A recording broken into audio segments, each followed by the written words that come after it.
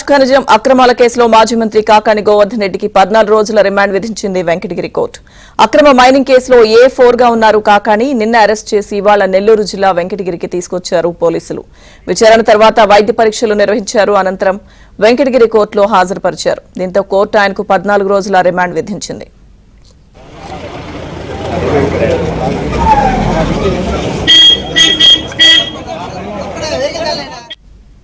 మాజీ మంత్రి కాకాని రిమాండ్ కు సంబంధించిన పూర్తి అప్డేట్స్ మా ప్రతినిధి మహేష్ అందిస్తారు.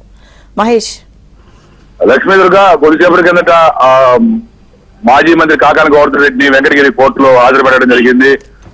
మొదట జడ్జి వాదనలన్నీ కూడా విన్నారు.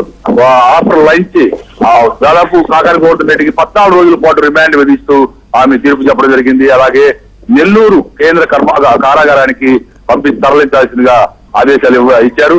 ఈ క్రమంలో కాకాని గోవర్ధన్ రెడ్డి వెంకటగిరి నుంచి మళ్ళా నెల్లూరు తీసుకురాబోతున్నారు. నెల్లూరు సెంట్రల్ జైల్లో రిమాండ్ లో ఉండబోతున్నారు. దాదాపు 14 రోజుల పాటు ఉండే అవకాశాలు కనిపిస్తున్నాయి. ప్రధానంగా చూస్తే క్వాడ్జీ భారీ అక్రమాలు, భారీ పేలుడు పదార్థాల వినియోగం, అట్రాసిటీ కేసులు సంబంధించి ఆ కేసులో కాకాని గోవర్ధన్ రెడ్డి A4 గా ఉన్నారు.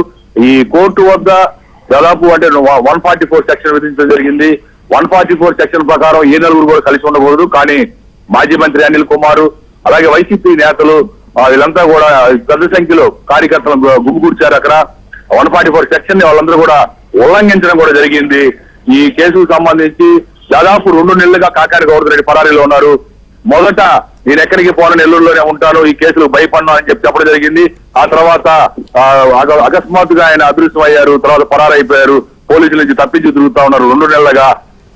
తర్వాత ఎన్నికలకు పోలీసులు బెంగళూరులోని శివారులో ఉన్నటువంటి రిసార్ట్స్ లో నిన్న రాత్రి ఆయన అరెస్ట్ చేయడం జరిగింది.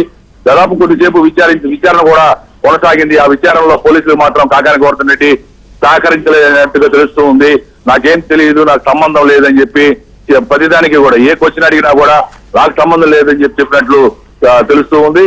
మొత్తం మీద మరోసారి పోలీసులు కూడా కస్టడీ కోరే అవకాశం ఉంది. ఒక రేపు గానీ ఎల్లుండి గానీ కోర్టును మళ్లీ వెళ్లి కస్టడీ పిటిషన్ వేసి విచారణ నిమిత్తం కాకాని గోవర్ధన్ రెడ్డి కస్టడీ తీసుకునే అవకాశాలున్నాయి. ఇప్పటికే ఈ కేసులో పోలీసులు చాలా వేగంగా దర్యాప్తు కొనసాగిస్తూ ఉన్నారు. దాదాపు 250 కోట్లకు విలువ చేసే ఈ క్వాడ్జీ అక్రమాలు జరిగాయి. ఈ మొత్తం కూడా ఈ క్వాడ్జీ అంతా కూడా పెద్ద ఎత్తున పేలుడు పదార్థాలతో పేలుళ్లు సృష్టించి ఈ క్వాడ్జీ అంతా కూడా చైనా వంటి దేశాలకు తరలించారు.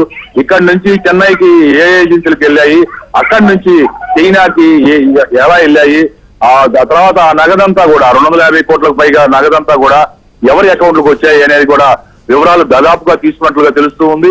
అలాగే ఎమ్మెల్యే సోమిరెడ్డి కూడా ఇప్పటికే కొన్ని ఆధారాలు, కీలకమైనటువంటి ఆధారాలు కూడా ఇవ్వడం జరిగింది. అక్కడ ఆ ప్రాంతంలో ఆ పేలుళ్లు సృష్టించినప్పుడు క్వాడ్జీ అక్రమాలు జరిగే టైంలో సమయంతో పాటు ఆ ప్రదేశం అవన్నీ కూడా ఫోటోలు తీయించడం, వీడియోలు ఇవన్నీ కూడా రికార్డ్ చేయించడం జరిగింది. అవన్నీ కూడా పోలీసులకు ఇచ్చారు. అలాగే ఈ కేసులో మరొక 13 మందికి కూడా ఇప్పటికే పోలీసులు నోటీసులు ఇచ్చారు. వాళ్ళందరినీ కూడా పిలిచి విచారిస్తున్నారు. మొత్తం ఈ కేసులో 10 మంది నిందితులు ఉన్నారు. వాళ్ళల్లో 2 ముందుగా బెయిల్ తెచ్చుకున్నారు. మరొక 3 పోలీసులు అరెస్ట్ చేసి రిమాండ్ కి పంపించారు. ఈ కేసులో ఆల్రెడీ 3 నిందితులు రిమాండ్ లో ఉన్నారు. ఇప్పుడు కాకానితో 4, ఆ సంఖ్య 4 పెరుగుతుంది. మిగిలిన వారిని కూడా ఒక 4 పట్టుకునే ప్రయత్నాల్లో పోలీసులు ముమ్మరంగా వాళ్ళ కోసం కూడా గాలింపు చేపట్టారు. మొత్తం మీద ఏ రోజు ఈ కేసు ఎటు మలుపు తిరుగుతుందో అర్థం కానటువంటి పరిస్థితి ఉంది. పోలీసులు మాత్రం ఒకటే చెప్తున్నారు, ఈ కేసుని చాలా ప్రిస్టేజియస్ గా తీసుకొని విచారణ సాగిస్తున్నామని. జిల్లా ఎస్పీ కృష్ణకాంత్ ఈ కేసుని ప్రిస్టేజ్ గా తీసుకొని విచారణ జరిపిస్తున్నారు. డిఎస్పీ ఘటమైన శ్రీనివాసరావుతో పాటు పలువురు అధికారులు ఈ కేసుపై ఇప్పటికే చాలా లోతుగా విశ్లేషణ సాగించడం జరిగింది. అవన్నీ కూడా ఆధారాలన్నీ కూడా కోర్టుకి సమర్పించే అవకాశాలు ఉన్నాయి.